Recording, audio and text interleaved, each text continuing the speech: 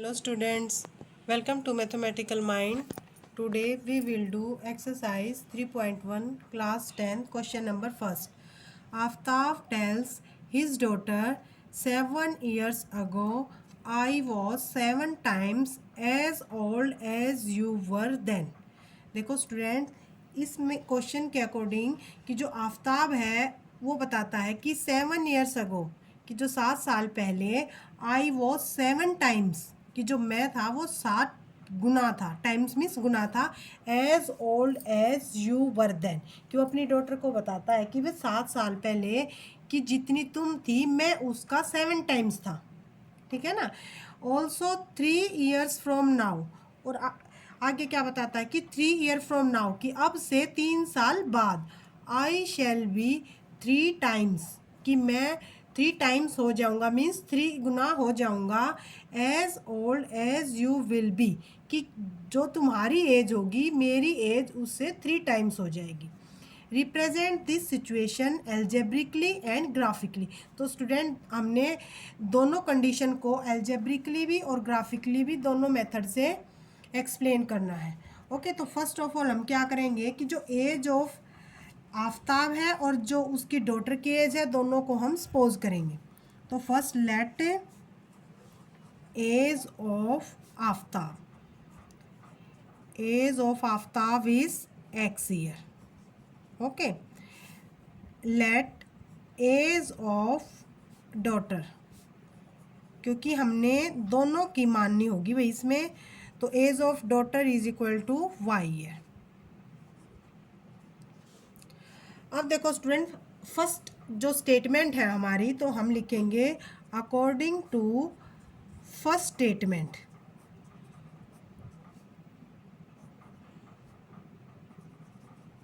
According to first statement देखो हमारी first statement कौन सी है कि 7 years एगो।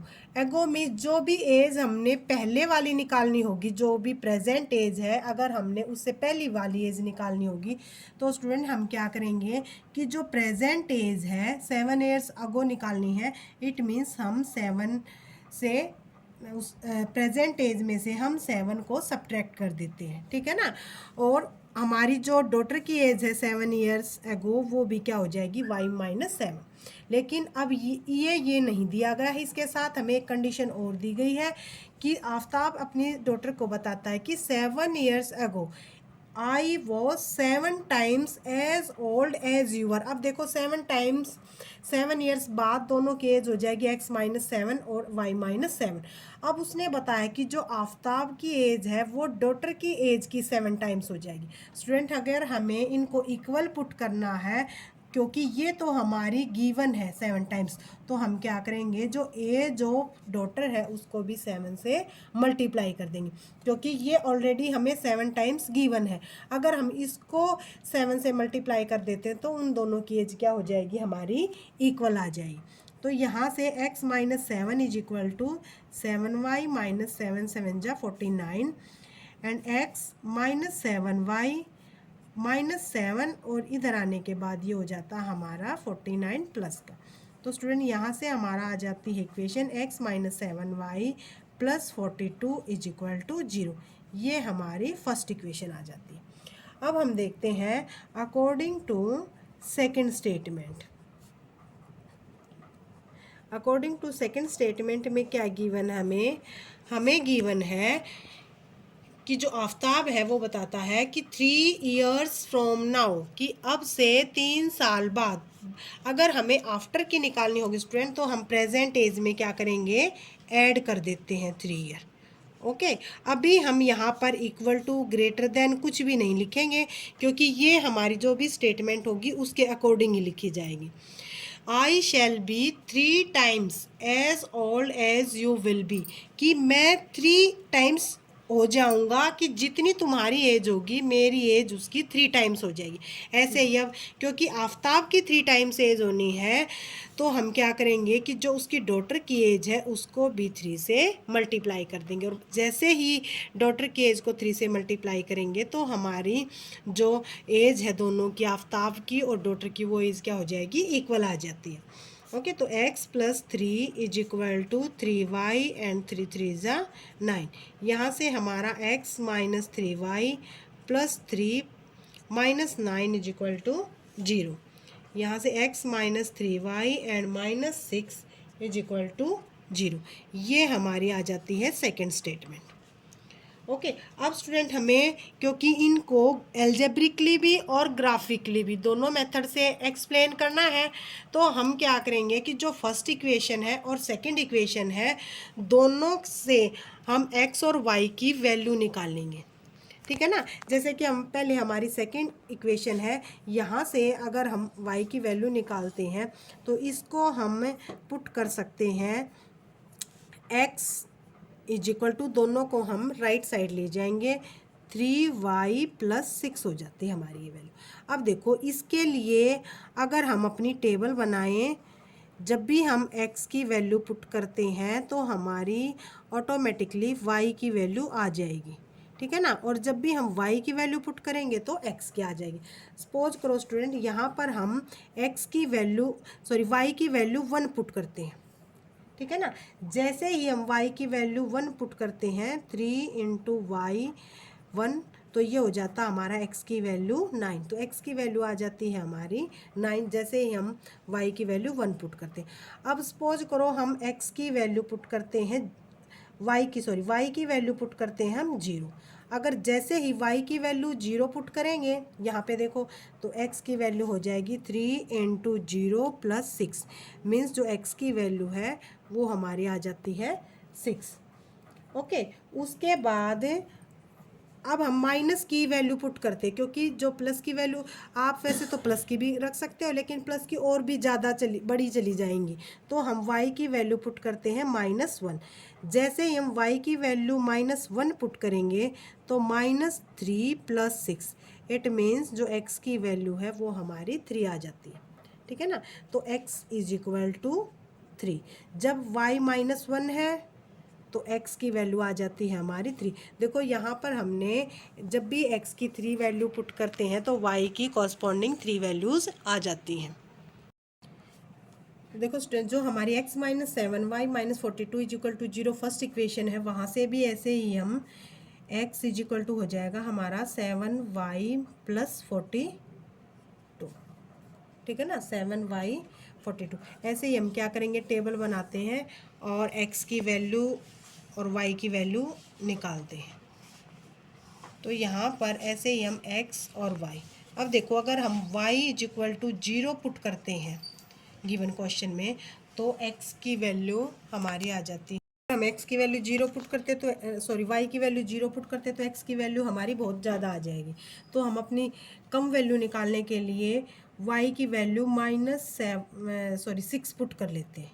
ठीक है ना, -6 पुट कर लेते हैं। जैसे ही हम y की वैल्यू 7 इंटू -6 प्लस 42 करेंगे तो 7 6 जा 42, तो x की वैल्यू आ जाती है हमारी 0। तो जैसे ही x की वैल्यू हमारी 0 है और y की वैल्यू क्या हमारी -6 है। ठीक है ना।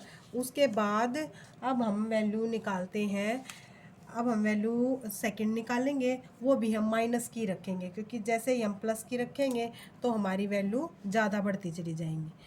तो y इज इक्वल टू, अगर हम -5 रखते हैं तो x की वैल्यू आ जाती है स्टूडेंट हमारी 7 -5 प्लस 42। 7 5 जा -35 प्लस 42, तो ये आ जाती है हमारी 7। ठीक है ना।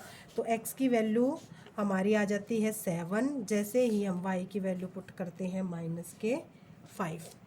ओके, नेक्स्ट ऐसे ही अगर हम 6 तो हमने रख ली, 5 और 4 रखते हैं, y इज इक्वल टू, अगर हम 7 7 जा रखें -7 रखते हैं तो x की वैल्यू हो जाती है स्टूडेंट हमारी 7 -7 प्लस 42। 7 7 जा 49, माइनस और प्लस का 42, इट मीन्स जो y की वैल्यू x की वैल्यू है वो हमारी आ जाती है -7।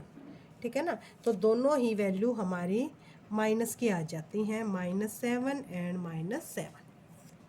अब हम ग्राफ प्लॉट करते हैं। देखो स्टूडेंट, ये हमारी फर्स्ट टेबल है और ये फर्स्ट सेकंड इक्वेशन की टेबल है, ठीक है ना। तो फर्स्ट इक्वेशन की टेबल में हमारे x 0 है और y की वैल्यू -6, तो यहाँ पे आ जाओ x 0 और y की वैल्यू -6, तो हमारा ये पॉइंट आ जाता है।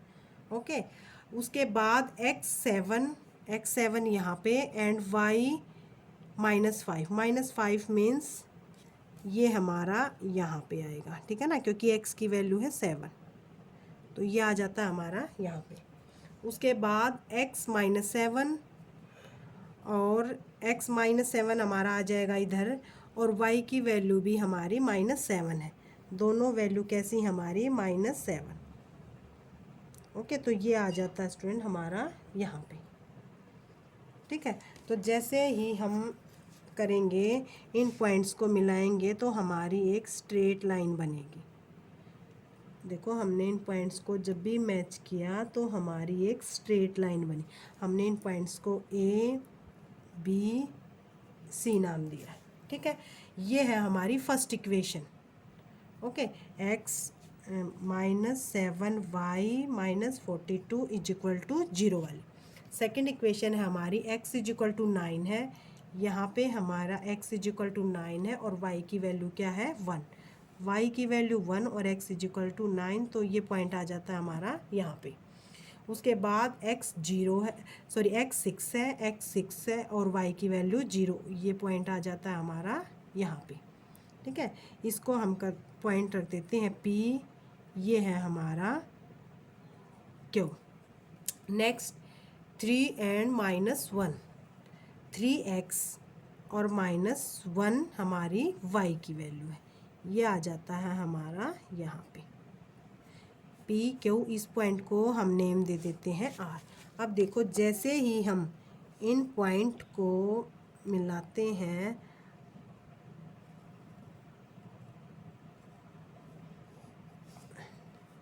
क्योंकि ये -1 है ना, देखो हमने थोड़ा सा नीचे किया था, हमारी लाइन एक्यूरेट यहाँ पे आएगी।